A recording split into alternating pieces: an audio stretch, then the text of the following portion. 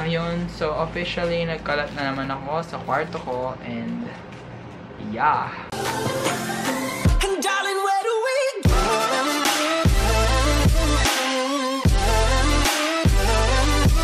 Hey guys, it's me Cedric and welcome back to my channel. If you're new here, hi, I'm Cedric Alihio and I'm a YouTuber from the Philippines. I do vlogs and entertainment videos, so if you like my content, go subscribe to my channel and hit that notification bell to get notified whenever I post another video. Today, I will be doing another haul. Haul na naman. And ayan, ang dami kong pinano really, I'm so sorry. Ang gastos-gastos ko na. And puro haul na yung content ko sa channel ko. I'm so sorry. So, para naman magka-variety yung channel ko, mag-leave kayo ng video suggestions down below. Mag-leave kayo ng comment on what video should I do next. Para malaman ko kung anong gusto nyong makita sa channel ko. So, yeah. I will be doing a July collective haul. So, itong haul na to, hindi isahang bilihan kasi I don't have the money. So, itong haul na to is a collective haul. Just to clarify, hindi po isang bagsakan lang kasi wala akong ganong pera para isang bagsakan ko lang bilhin lang lahat ng to. So, it's a collective haul. Bali magiging July collective haul. So, yeah. Let's get on with the video. Yung una kong papakita sa inyo is yung mga pinamili ko sa Trendsetters Bazaar. If you don't know what that is, nagaganap ito sa World Trade Center and meron siyang IG account. Parang yung ginagawa dito is parang pinagsasama-sama niya yung mga IG shops. Tapos parang nagkakaroon ng convention. Tapos nandun lahat ng mga IG shops na nag-participate and pwede kang bumili doon. So instead na bumili ka online, nasa harap mo na siya. So, I'm not making any sense. I'm so sorry. Pero yun. So, yung una kong nabili dun sa Trendsetter is itong shorts na black and parang may paint splash na white. And ayan siya. So, nabili ko lang to for, I think, if I'm not mistaken, 150 pesos or 200 pesos. Basta nandun lang siya. So, yung next ko namang nabili is shorts ulit. And ito naman siya. May tag.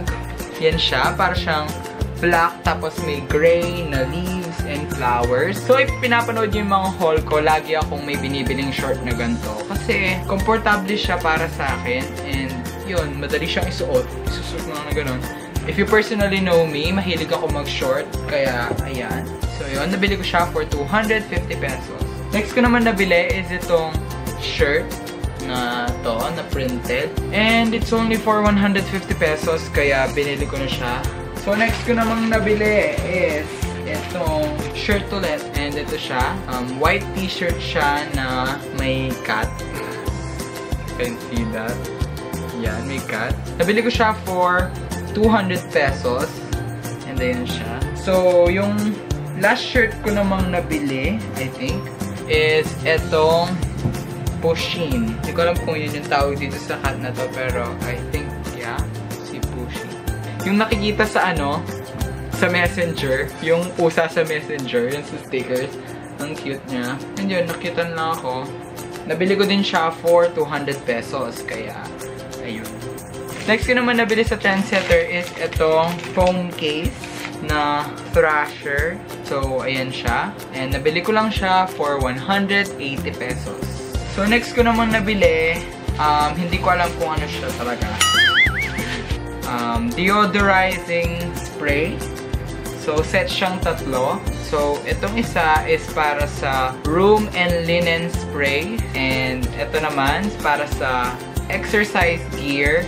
And ito namang next is cooking smell deodorizing spray. So, siguro itong last one para siya sa kusina. So, nabili ko lang siya for 200 pesos. Pero yung price na dito is 299, pero binigay na sa akin ng 200 pesos. Meron pa akong isang binili. Wait.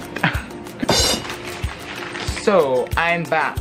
Yung last kong binili is from this shop. And ano siya? Itong fur mat. Alam nyo naman siguro to, ito yung mga pang flat lay kapag sa Instagram. And ayan siya. Para siyang buo. So, binili kong color is black. And ayan. Dati siyang 350, pero ngayon 250. So ano siya? 16 by 16, if I'm not mistaken. 16 by 16 inches. So square siya. And sasabihin nyo siguro sa comments, mas mura nito sa Divisoria, yung per yard, yung isang yarda. Pero I think, hindi ko naman kasi gagamitin yung ganun. Kaya okay na dito. Tsaka hindi pa ako nakakabalik ng Divisoria ever. Since nung back to school haul ko. If you haven't watched it yet, ito. Links down below. If di nyo pa napanood, kaya go watch it na. Pero wait, panoorin nyo muna to bago nyo parood na. So yun lang yung mga binili ko sa Trendsetters. And now, punta naman tayo sa mga pinamili ko sa Surplus. So una kong nabili doon is shirt ulit na Nirvana. Pinakasulat. Nirvana. And nabili ko siya for 250 pesos. Ayan. Ito. Nirvana. Ayan. Ito siya. Nabili ko siya for 250 pesos. And kasama nito, binili ko din is shirt ulit. Ito na yung pinaka-final na shirt dito sa haul na to. Promise. Ito na yung pinaka-last na shirt dito sa haul na to. And ito siya. Tapos may number siya sa likod. Nabili ko siya for 350 pesos. So, the reason bakit ako bumibili ng madaming shirt is, para iba-iba yung shirt ko per video. Yun lang dahil lang. Wala na akong masuot. Feeling ko nasuot ko na lahat sa mga video. Kaya yun, namimili ako ng shirt. Last ko namang nabili dito sa sa Surplus is itong matte ulit. Matte na gray. And then siya. Nabili ko siya for 100 pesos. Hindi ko siya gagamitin pang flat lay. Though pwede. Though pwede siyang gawing pang flat lay. Hindi ko siya gagamitin pang flat lay. Gagamitin ko siya sa purpose na talaga. Yung pang ng paa. Pagbasa. Para matchy-matchy sa ko. Sa background. Diba? Sa kwarto ko.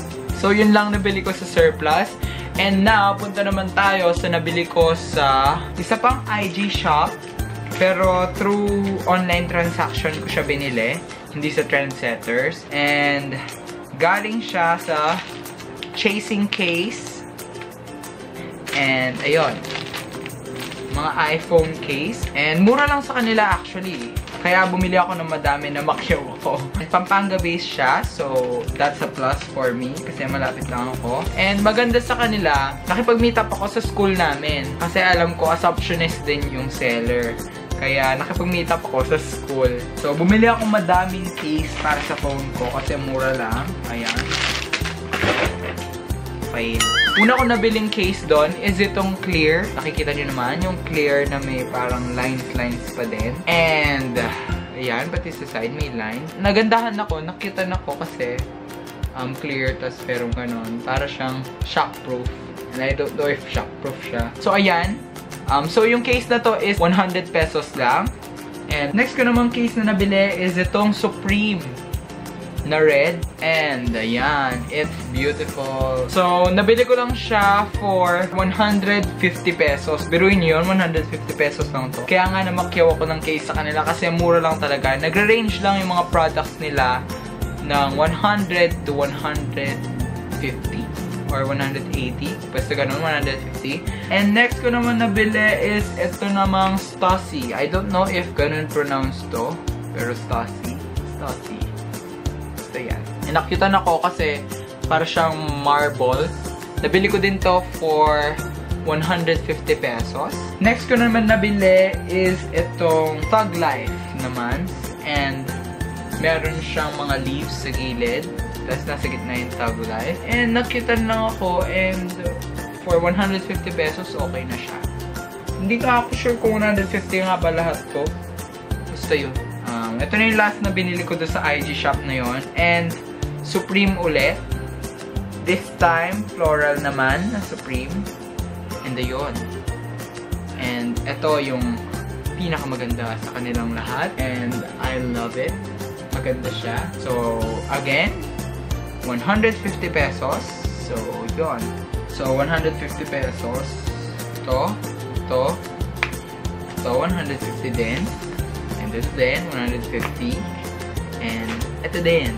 Ay, ito pala, 100 pesos lang. Kaya, ayun. Napakamura, di ba? Kaya bumili ako doon sa IG shop na yun. If naghahanap kayong case na mura and maganda, go check out their account, IG account. I will leave the link down below. Or you can just search them, chasingcase_. Yun yung username. And yan. Ito yung mga case.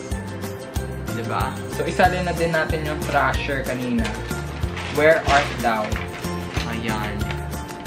Oh, diba? Ang dami kong case. I cannot. So, yung case pala nila, iPhone 5 to iPhone 7 Plus. Hindi ko alam kung meron silang for Android, pero tanong nyo na lang, baka meron sila. Pero for iPhone users, ito, ang gaganda ng case nila and super mura. Yun lang yung mga pinamili ko ngayong July. So that's it for this video. Thank you guys for watching. I hope you like this video. And if you do, please give it a thumbs up, subscribe for more videos, and I'll see you guys on the next one. Bye!